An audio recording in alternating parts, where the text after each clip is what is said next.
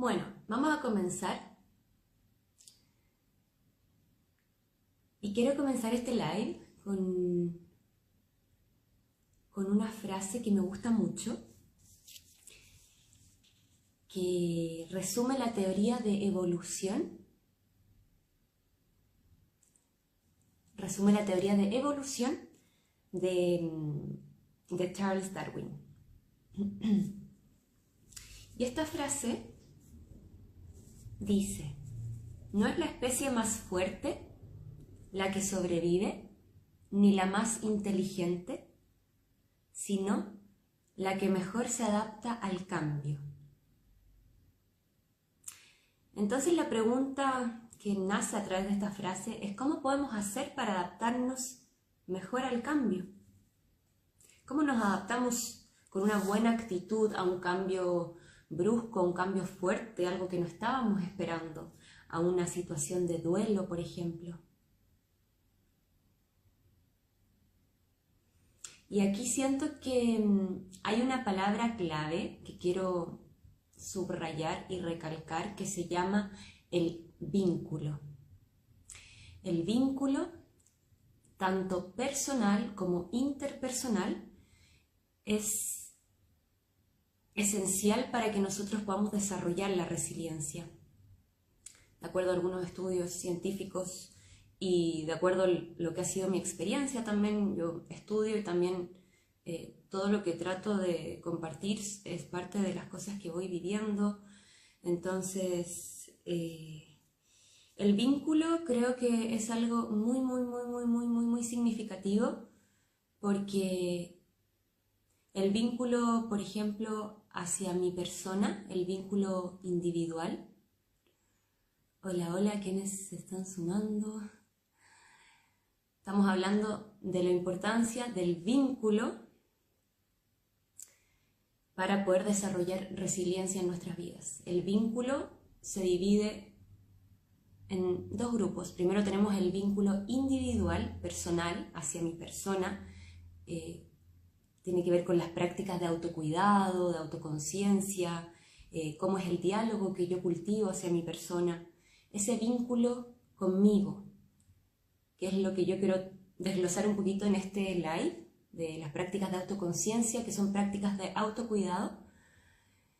Y el vínculo número 2 es el vínculo interpersonal, el vínculo que yo creo con un otro, que en procesos de duelo o de mucha dificultad emocional o adversidad, ese vínculo con un otro es muy importante, que la persona que esté pasando por este duelo o esta adversidad sienta que hay un otro que lo está escuchando, que está empatizando, que lo está apoyando. Es un vínculo de contención, de apoyo, de estoy aquí contigo. Entonces esos dos vínculos son igual de importantes para desarrollar la resiliencia. No basta con que nosotros, por ejemplo, digamos: yo solo a través de la meditación y las prácticas de autoconciencia voy a poder entrenar y desarrollar la resiliencia, si no estoy considerando el vínculo afectivo con una persona que cuida de mí. Una persona que cuida de mí. Entonces ahí está muy presente. ¿Por qué me están enviando?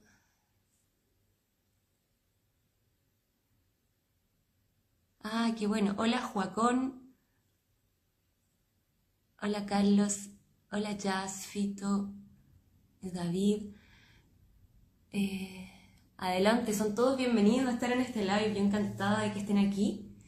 Y bueno, estamos desarrollando el tema de la resiliencia ante procesos de adversidad, ante situaciones de duelo, enfermedad, que a veces la resiliencia emocional es difícil de entenderla, pero por eso quiero compartir un poquito de lo que ha sido mi experiencia con el cáncer, que fue una enfermedad que tuve hace 2 años, y cómo las prácticas de autoconciencia y de meditación y de yoga, sin darme cuenta, las prácticas previas, porque yo practicaba yoga hace 10 años atrás, por ejemplo, y me hacía muy bien desde un lado de de que me ayudaba a regular el estrés, la ansiedad, me permitía observar mejor mis emociones, pero no estaba consciente de que todos esos años de práctica me estaban preparando para poder enfrentarme a una adversidad como un cáncer.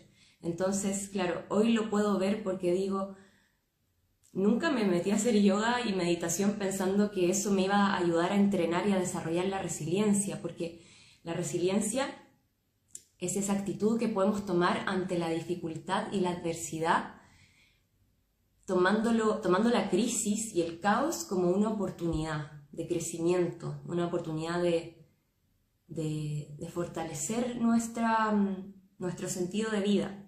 Entonces estaba planteándoles que hay un tema muy importante que es el vínculo, y lo voy a resumir para quienes están ingresando, que una persona, yo creo que quiere entrenar la resiliencia necesita considerar el vínculo tanto individual, a través de prácticas de autoconciencia, rutinas de autocuidado, y también el vínculo interpersonal, es decir, el vínculo que yo creo con un otro que cuida de mí. Entonces son dos vínculos igual de importantes. Nosotros necesitamos del apoyo social, necesitamos tanto de nuestro diálogo compasivo como del apoyo social de otro que nos acompañe. Creo que uno sin el otro no funcionan. Digamos que esto se entrena de manera simultánea.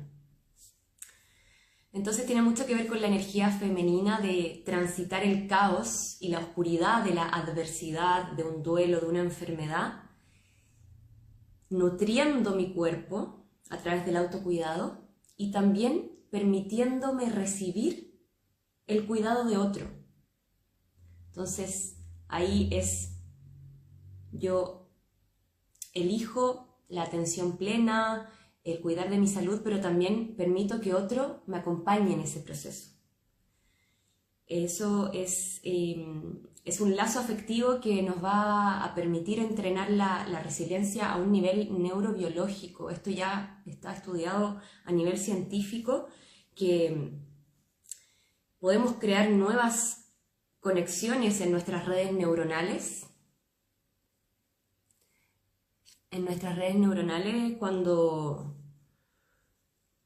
Cuando también hacemos estas dos prácticas, tanto de autocuidado como de permitirme crear lazos sociales empáticos que me acompañen. ¿Ya? Ese otro también puede ser una mascota. ¿Quién es la mascota? Ah, una mascota, ya. Una mascota. Buena pregunta, ¿sabes qué? Yo creo que hubo un periodo en mi vida en que también me refugié mucho en un animal y sin duda que nos acompaña el tener un animal. Pero no sé hasta qué punto. Yo creo que somos seres sociales también y necesitamos de lo humano. El animal nos va a acompañar. A mí me acompañó un gatito durante mucho tiempo en que estuve en una crisis emocional muy fuerte y fue una gran compañera, pero también llegó un punto en el que igual no me pudo seguir sosteniendo solo a través de eso. Así que creo que la mascota acompaña, pero siempre es bueno tener a alguien que esté presente contigo, como desde la empagenia, desde la empatía de estoy aquí y te siento. Bueno, los animales yo creo que sienten mucho también. Pero claro, por ejemplo, en el caso de los gatitos, yo siento que los gatos viven su mundo y no van a estar como con la mirada presente en lo que tú estás contando. Quizás un perro podríamos descubrirlo, averiguarlo, porque es una buena pregunta. Pero creo que las relaciones sociales humanas son súper importantes para vivir estos procesos sintiéndote acompañado también por mamíferos que son de nuestra misma especie. Gracias por tu pregunta, Joaquín. Y bueno, Cuando yo hablo de las prácticas de autoconciencia, creo que hay una que es muy esencial, pasaría a ser un punto intermedio. Puede ser. Sirve de compañía, sirve de apoyo, pero no sé si nos va a dar la total contención que necesitamos. A veces incluso un abrazo nos puede... El tacto, no sé cómo es la relación con tu mascota, y también creo que hay diferentes animales y diferentes especies, pero el hecho de estar acompañados por mamíferos de nuestra misma especie puede que sea más, ¿cómo decirlo?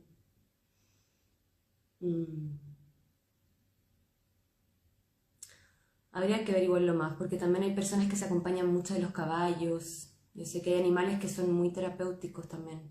Entonces, de todas maneras ayudan. De todas maneras ayudan. Pero también necesitamos del ser humano. No nos podemos aislar tanto, porque esa aislación finalmente igual es lo que nos puede llevar a la rumiación mental, porque un animal no te va a estar quizás como dando su punto de vista, o quizás sí, depende cómo tú lo interpretes. Vamos a seguir entonces con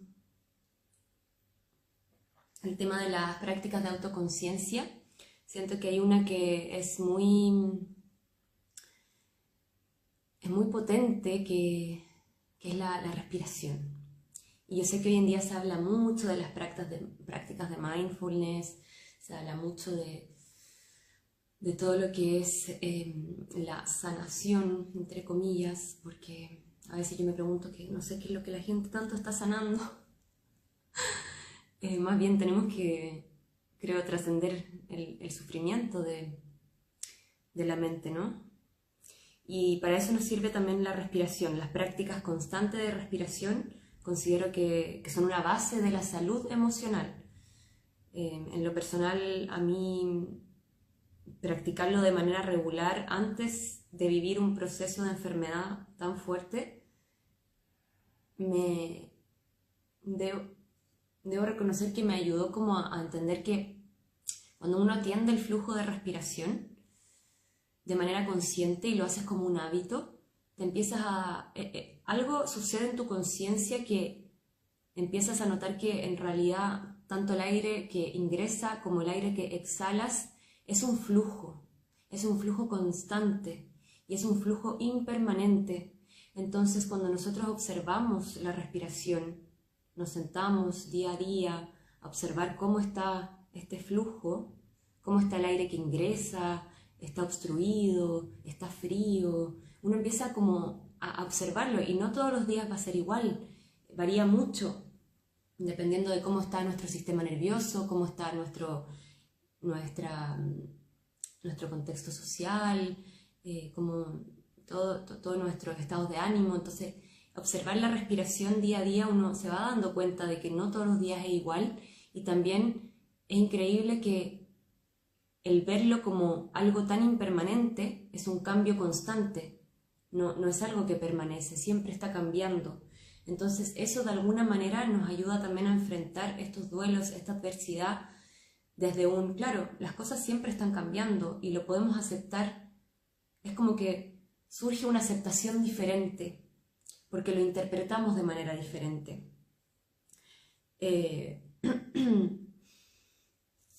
A mí hay personas que una vez me comentaron algo como, me dijeron, a ti la vida te tenía preparada para enfrentar un cáncer. Y igual me chocó el comentario. Creo que no sé si estamos preparados para recibir un diagnóstico de salud como un cáncer. Sí creo que tenía recursos artísticos, recursos de respiración, de yoga, de atención plena, que por supuesto que fueron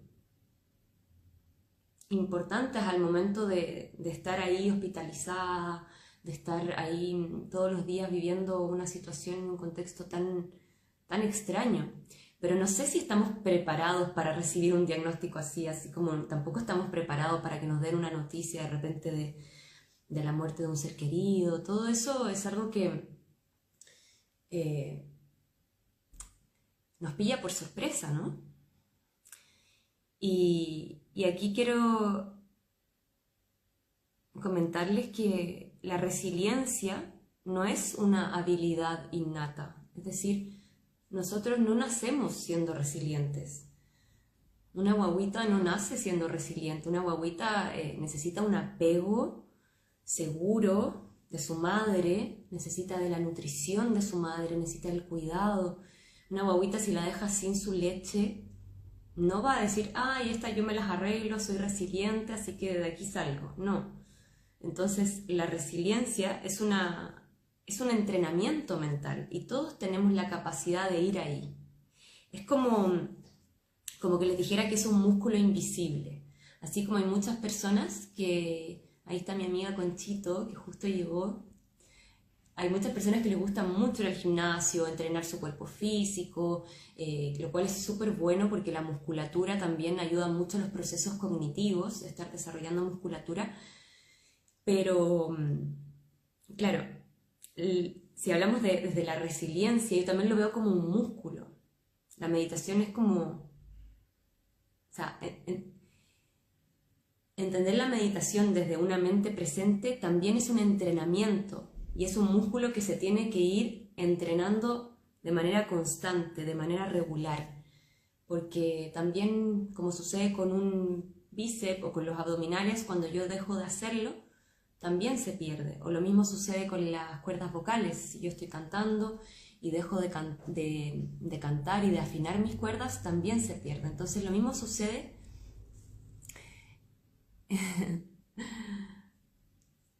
lo mismo sucede con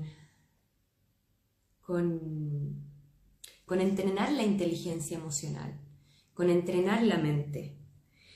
Entonces, claro, hoy estamos, si nos damos cuenta, hay un mundo visible que es lo que es muy relevante para todos, porque claro, estamos en un mundo en que estamos muy gobernados por la vista, todo entra por la vista y a veces nos olvidamos que también hay un mundo invisible que también necesita ser atendido porque es igual de relevante para la salud. Y cuando hablo de mundo invisible no me refiero únicamente a lo psíquico, a lo emocional, sentimental, a la energía o al espíritu, también me refiero a lo biológico, a que tenemos un cerebro que está constantemente día a día funcionando, a que interiormente también hay muchos órganos que están funcionando, hay un proceso digestivo que está todo el día ahí operando y nosotros no lo vemos, es un proceso inconsciente. Entonces, claro, hay cosas que son invisibles como entrenar la inteligencia emocional, la resiliencia a través de la respiración consciente, a través de la meditación, a través de prácticas de autoconciencia, como todas estas prácticas también de yoga, de tai chi, estos movimientos que son como de atención plena hacia el cuerpo, todo eso ayuda. Pero no nos olvidemos que el mundo invisible es súper relevante porque, claro, hoy en día yo no estoy en contra de...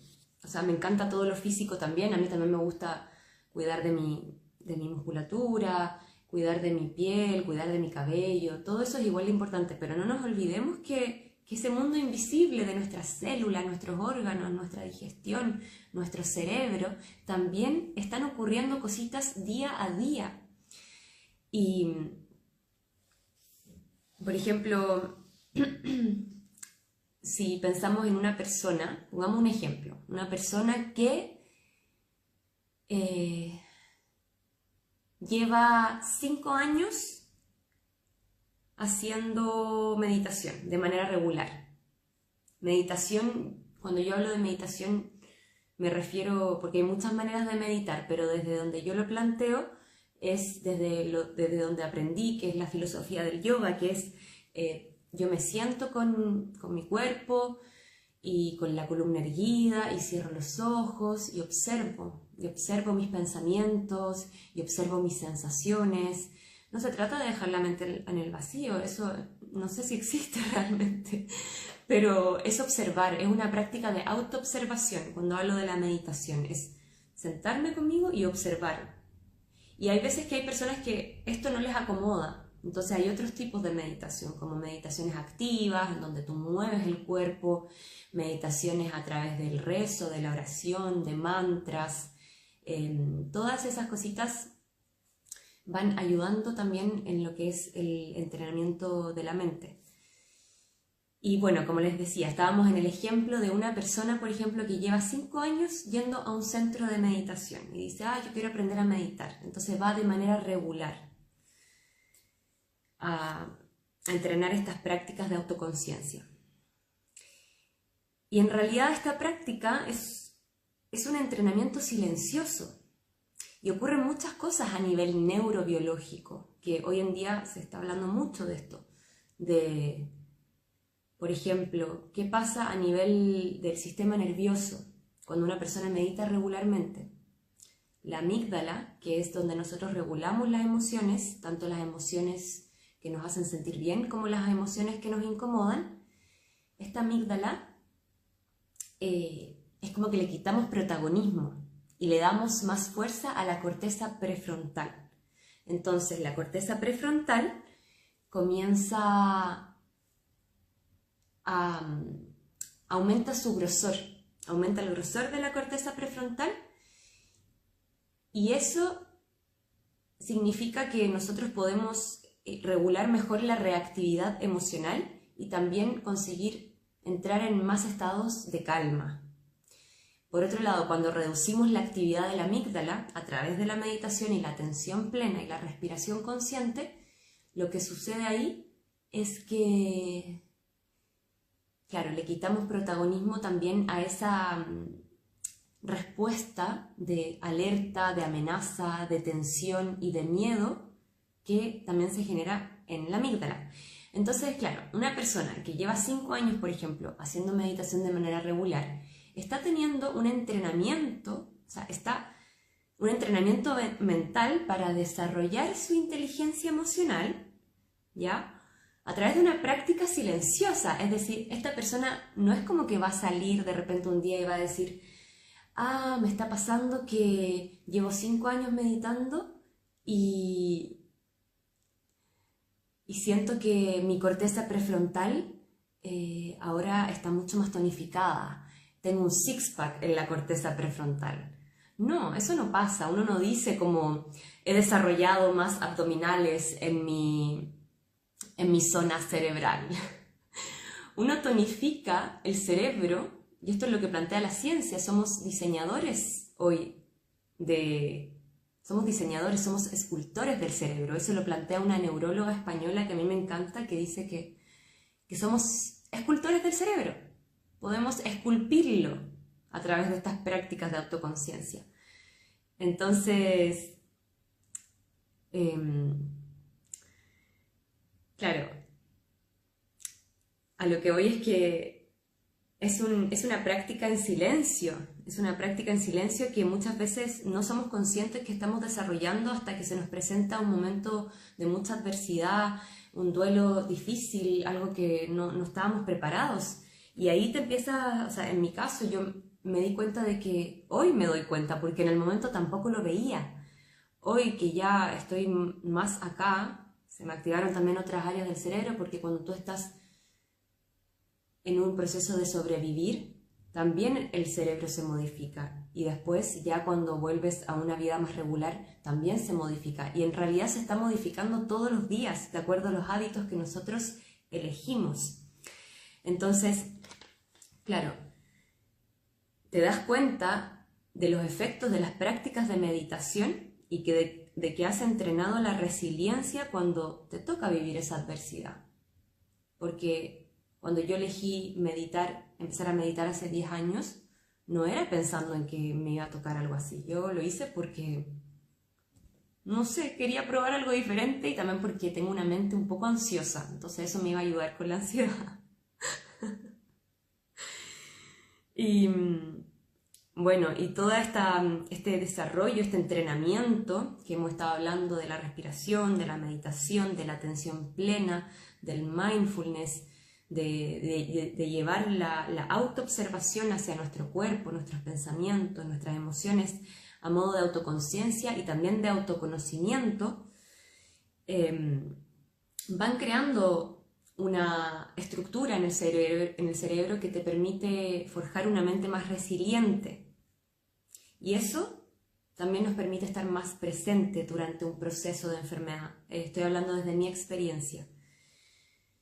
A mí eso, la verdad es que siento que viví ese proceso desde un lugar muy hermoso. Yo me atrevo a decir que el cáncer puede sonar muy difícil y sé que es muy difícil para muchas familias porque lo es, pero creo que nunca en mi vida sentí tanto amor como cuando estuve enferma.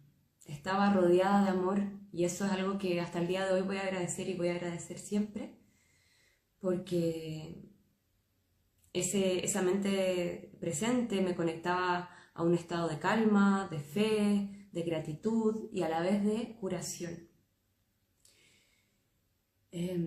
Por supuesto que acompañada de un gran equipo médico profesional y también de una red de apoyo hermosa de familia y amistades que, como les comentaba en un comienzo de este live, el vínculo, ¿no? El vínculo de autocuidado con nosotros es igual de importante que el vínculo con un otro, el sentir que están esas personas ahí contigo. Eso nos ayuda a desarrollar la resiliencia, es esa dinámica del vínculo individual e interpersonal.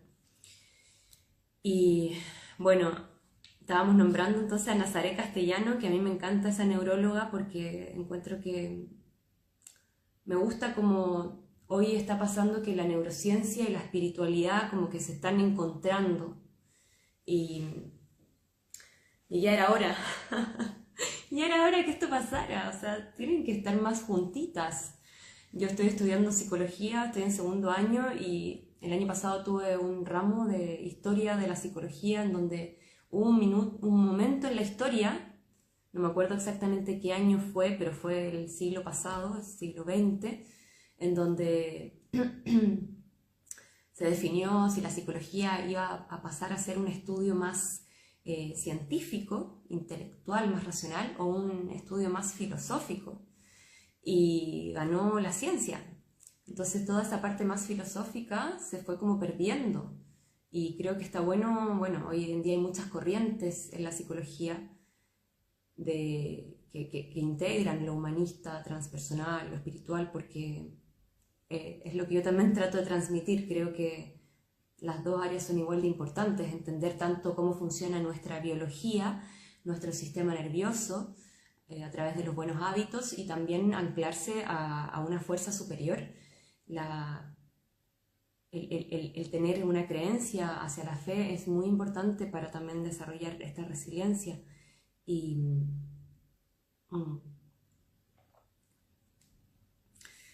Así que estábamos mencionando desde el lado de la ciencia a Nazaré Castellano. Ahí se asomó la Javi, una amiga que también es psicóloga.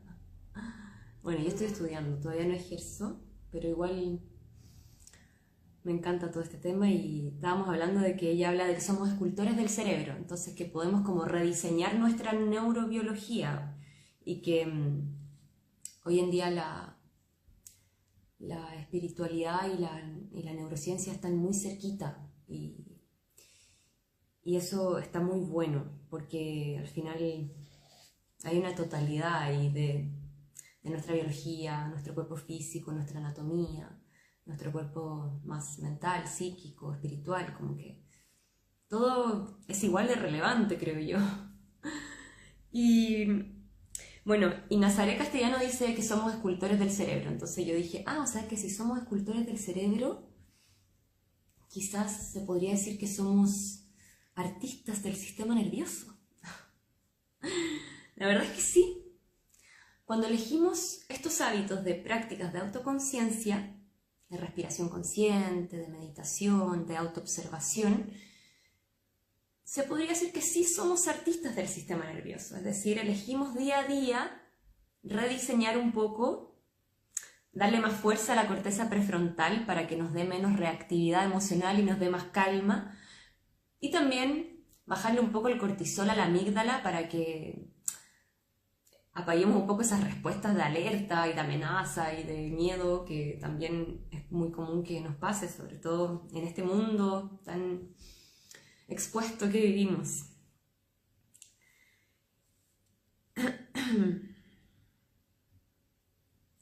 Y aquí escribí algo. Se podría decir entonces que nos podemos imaginar que en verdad el cerebro es como un lienzo, es como un Canva. Entonces, al mencionar esto de que somos artistas del cerebro y tenemos un lienzo y tenemos muchos colores y nosotros podemos elegir qué colores queremos ir juntando, mezclando, fusionando para crear una obra, para crear una realidad. Una realidad que es una analogía con lo que podemos llegar a hacer con el cerebro, de poder también ir conectando diferentes redes neuronales y áreas del cerebro, y al final se puede ver desde un lado muy lúdico, no tiene por qué ser todo tan teórico científico. Creo que la salud es más simple de lo que creemos, pero nos han hecho creer lo contrario. Entonces la salud en muchos casos es mucho más simple. La salud mental creo yo que es mucho más simple, pero este tiempo moderno, estos tiempos en los que estamos viviendo, estamos sobreestimulados. Entonces hay que volver a esas prácticas para poder descansar, volver a nosotros, a crear esa realidad propia que nos hace bien y nos permite estar en bienestar. Y claro, también aquí anoté algo que siento que la meditación muchas veces nos abre las perspectivas, nos abre perspectiva, porque al observar nuestro mundo interior es como que creamos más espacio, que es lo mismo que hace el yoga, cuando alargamos la columna, es crear espacio entre las vértebras, y a nivel cerebral yo me imagino que es algo similar, es como que flexibilizamos el cuerpo para flexibilizar la mente en realidad. No es porque la flexibilidad del cuerpo no es el fin, sino que es como para tener una mayor flexibilidad cognitiva. Entonces eso hace que se expandan las perspectivas, y esa expansión de las perspectivas también hace que nosotros empecemos a interpretar la vida de otra forma. Es decir, cuando viene la adversidad, cuando viene el momento difícil que no va a desaparecer, el síntoma muchas veces no va a desaparecer, la sensación de malestar a veces también puede que esté, la adversidad, la vida siempre va a estar ahí, como estamos navegando en este oleaje. Entonces no se trata de que vaya a desaparecer la emoción intensa, sino que es como que nosotros empezamos a interpretarlo desde otros ojos, porque hemos ampliado esta perspectiva. Entonces lo podemos ver desde un lado más flexible, desde una flexibilidad, llamémosle una flexibilidad cerebral.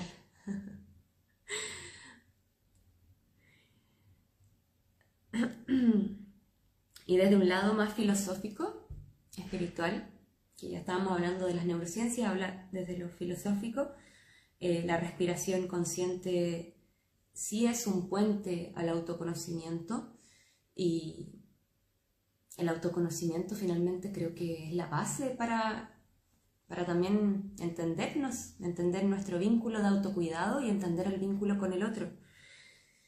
Y ese mismo autoconocimiento es la que desde una visión más de psicología profunda nos hablan de que podemos fusionar los opuestos para liberarnos del sufrimiento de la mente dual. El sufrimiento de la mente dual, como trascender esa esclavitud de las emociones que a veces nos pueden desbordar. Es como ir más allá de eso. Nos podemos liberar del sufrimiento de acuerdo a la filosofía del yoga. Y esa autotrascendencia viene acompañada de esta fusión de opuestos, que también es algo que nos invita a desarrollar el entrenamiento mental a través de la respiración y la meditación, el mindfulness, la atención plena.